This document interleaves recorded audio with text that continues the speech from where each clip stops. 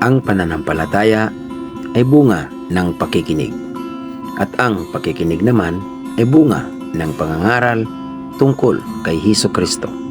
Ika-18 kabanata ng Lukas. Ang biyuda at ang hukom. Isinalaysay ni Hesus ang isang talinghaga upang ituro sa kanila na dapat silang laging manalangin at huwag mawalan ng pag-asa. Sinabi niya, "Sa isang lungsod ay may isang hukom na walang takot sa Diyos at walang iginagalang na tao. Sa lungsod ding iyon ay may isang byuda. Lagi siyang pumupunta sa hukom at sinasabi, 'Bigyan po ninyo ako ng katarungan sa aking usapin.'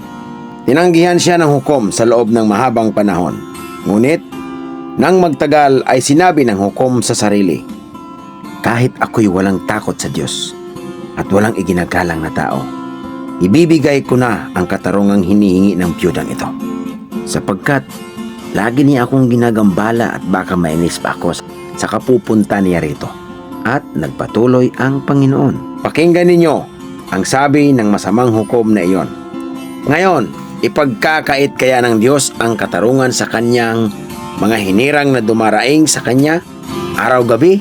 Sila kaya ipaghihintayin niya ng matagal?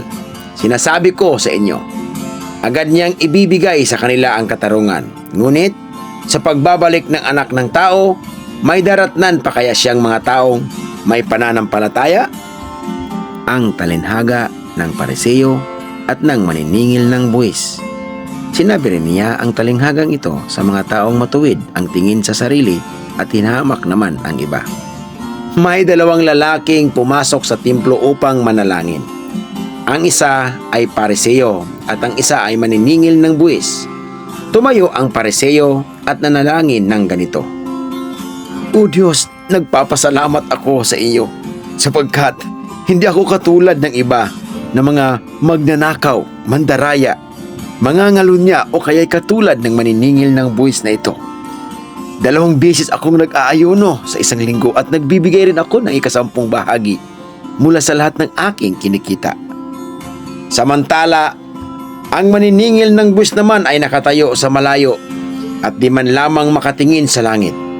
Dinadagukan niya ang kanyang dibdib at sinasabi, "O Diyos, mahabag po kayo sa akin na isang makasalanan." Sinasabi ko sa inyo, ang lalaking ito'y umuwing matuwid sa harapan ng Diyos at hindi ang Pariseo, sapagkat ang sinumang nagmamataas ay ibababa at ang nagpapakababa ay itataas. Binasbasan ni Hesus ang maliliit na bata. Inilapit ng mga tao kay Hesus pati ang kanilang mga sanggol upang ipatong niya sa mga ito ang kanyang mga kamay. Nang ito'y makita ng mga alagad, sinaway nila ang mga tao. Ngunit, tinawag ni Hesus ang mga bata at sinabi, "Hayaan ninyong lumapit sa akin ang mga bata. Huwag ninyo silang pagbawalan sapagkat para sa mga katulad nila ang kaharian ng Diyos. Tandaan ninyo, ang sinumang hindi tumatanggap sa kaharian ng Diyos gaya ng pagtanggap ng isang bata ay hindi makakapasok doon." Ang lalaking mayaman. May isang pinuno ng bayan na nagtanong kay Hesus, "Mabuting guro, ano po ba ang dapat kong gawin upang makamtan ko ang buhay na walang hanggan?" Sumagot si Hesus, "Bakit mo ako tinatawag na mabuti? Ang Diyos lamang ang mabuti. Alam mo ang mga utos. Huwag kang mangangalunya. Huwag kang papatay. Huwag kang magnanakaw. Huwag kang tatayong saksi para sa kasinungalingan. At igalang mo ang iyong ama at ina." Sinabi ng lalaki, "Ang lahat pong iyan ay tinupad ko na mula pa sa pagkabata." Pagkarinig ito ay sinabi ni Hesus, "Isang bagay pa ang kulang sa iyo. Ipagbili mo ang lahat ng iyong ari-arian at ipamahagi ang pinagbilhan sa mga dukha. At magkakaroon ka ng kayamanan sa langit. Pagkatapos ay bumalik ka at sumunod ka sa akin." Nalungkot ang lalaki nang marinig iyon, sapagkat siya'y napakayaman. Nakita ni Hesus na nalulungkot ang lalaki kaya't sinabi niya, "Napakahirap para sa mga mayayaman ang makapasok sa kaharian ng Diyos. Mas madali pang makaraan sa butas ng karayom ang isang kamilyo kaysa makapasok sa kaharian ng Diyos ang isang mayaman." Nagtanong ang mga taong nakarinig dito, "Kung gayon, sino ang maliligtas?" "Ang mga bagay na hindi kayang gawin ng tao ay kayang gawin ng Diyos," tugon ni Hesus. Sinabi naman ni Pedro, "Tingnan po ninyo, iniwan namin ang aming mga tahanan at sumunod sa inyo."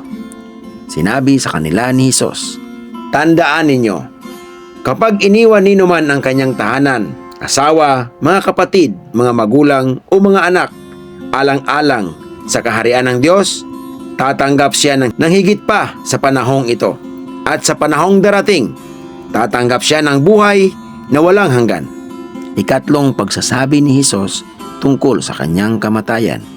Ibinukod ni Hesus ang 12 at sinabi sa kanila, "Pupunta tayo sa Jerusalem, at do'y matutupad ang lahat ng isinulat ng mga propeta tungkol sa anak ng tao.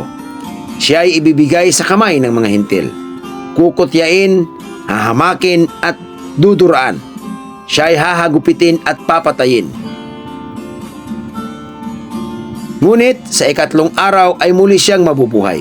Subalit, ang 12 ay walang naunawaan sa kanilang narinig. Inilihim sa kanila ang kahulugang iyon at hindi nila nalalaman ang sinasabi ni Hesus. Pinagaling ang lalaking bulag. Nang malapit na si Hesus sa Jericho, may isang lalaking bulag na nakaupo sa tabi ng daan at namamalimos. Nang marinig niya nagdaraan ang maraming tao, tinanong niya kung ano ang nangyayari. "Nagdaraan si Hesus na taga Nazaret," sabi nila sa kanya. At siya'y sumigaw, "Hesus, anak ni David, maabag po kayo sa akin!" Sinaway siya ng mga taong nasa unahan, ngunit lalo pa niyang nilakasan ang pagsigaw, "Anak ni David, maabag po kayo sa akin!" Tumigil si Hesus at ipinatawag ang bulag. Pagpalapit ng bulag, tinanong siya ni Hesus, "Ano ang gusto mong gawin ko para sa iyo?" "Panginoon, gusto ko po sanang makakitang muli," sagot niya. At sinabi ni Hesus, "Makakakita ka. Pinagaling ka na ng iyong pananampalataya."